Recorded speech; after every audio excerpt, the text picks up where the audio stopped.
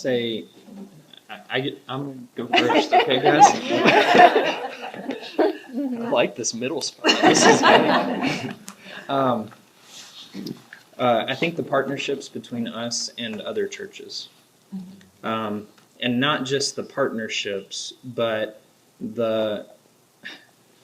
so we did a cookout last month, and it was really interesting because I had 2 pastors pull into our parking lot, and they said, we've been seeing your stuff all over social media. I found out that the newspaper had reported on it. Like, we've seen this stuff. Like, how do we start? So that's been different. Like, not expected. How does this little church bring change and influence, not just to the community that surrounds us, but man, to churches? How do we do that? The largest Nazarene church in South Carolina is about 15 minutes away from us. They have partnered with us with the shower trailer. So they had bought a really nice, amazing shower trailer to do disaster relief. And they do. They send it. It was in Tennessee after the floods. It was, it's been in different places. We thought that God was working everything out. We had gotten a shower trailer right before we did the grant. It's all in the application. And I was excited about it until I was told very quickly that it's going to take more than $5,000 to get this thing where it needs to be. So we backtracked and then had a phone call from this church, from their outreach pastor, and he said, hey, I can put you on the schedule. You want it? He said, the other churches that I have in Aiken will not let us set up in front of their church. They said that we can set up, but it has to be hidden behind the church. And I said, you can set it up right in front of the door if you want to. Just come and bring it. So that's been exciting, the partnerships that have happened, and then other churches that have reached out to us because I post on social media and market what we're doing, and they've reached out to us. How do we get started? How?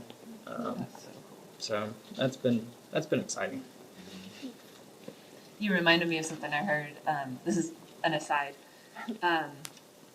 People in church who complain about those people won't have to for long. People who complain about children in worship won't have to for long. It's just a sign that it's a health. It's one of those metrics. Like, how much complaining is there is a sign of the health of the church. So it's just that's just really cool. It's exciting. We go back to your regularly scheduled program. Mary Beth wanted to talk first again. You reminded me of that, and I thought it was cool. I thought it was a cool insight. I love it. I think for us, one of the transformations that we're seeing is people rethinking the use of our space. And my church has a bit of a unique real estate history, to say the least. We're still trying to figure out how are we faithful in the space that we have. About 10 years ago, they had to sell the education wing because they overbuilt the sanctuary.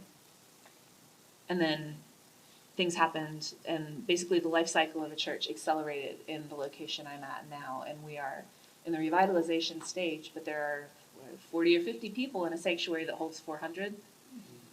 So how do we rethink our space? And it was not one of the goals of the grant, but it is part of the transformation that we're seeing. Is, we have all of this land. Why are we mowing it? Let's plant something else there. It's just really kind of cool to see that. The ability to reframe outreach. For the history of our church, the outreach committee was in charge of loading the trailer and going counties away. Outreach was not something that happened locally.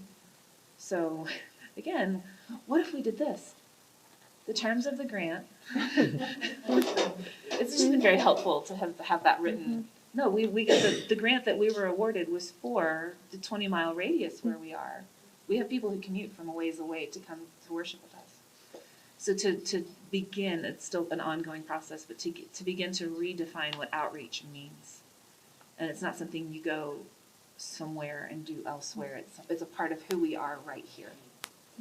And that's really not an easy shift, and I'm glad to see it in the process of shifting. And then just the transformation of how open folks are with inviting their friends, for those who are. It's just, I don't know, the least likely people you would think inviting their friends to church, and they're coming. Or they're coming to the Wednesday night, or they're coming to, what are we doing? The fish fry that we had. That was nuts. I had no idea what a big deal a fish fry was in the South. That was crazy.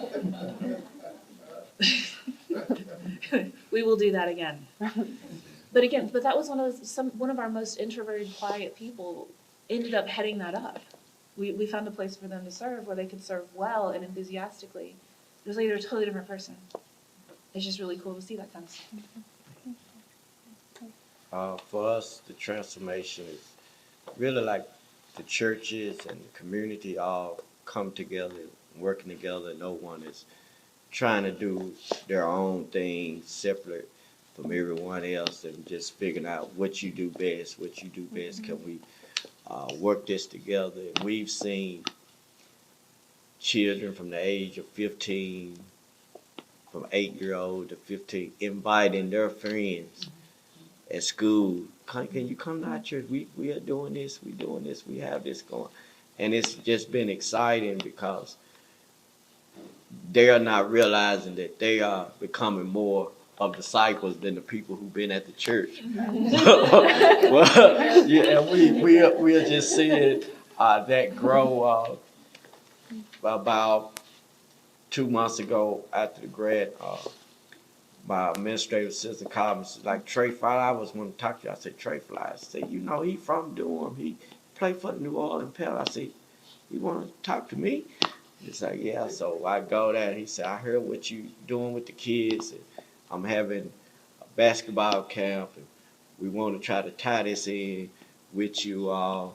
And now we see the sheriff department and working with them, the sheriff department and the ones that used to be gang members, and everyone coming together. And they would always joke like, maybe you need a life center. I said, yes, we do.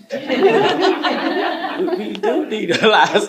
So we're just praying and hoping that they just don't talk about it, but send us the resources to give us a life center as other things could grow. But we are seeing a great transformation in the lives, especially from the youth and the young adults that are really progressing the church on forward. Thank you.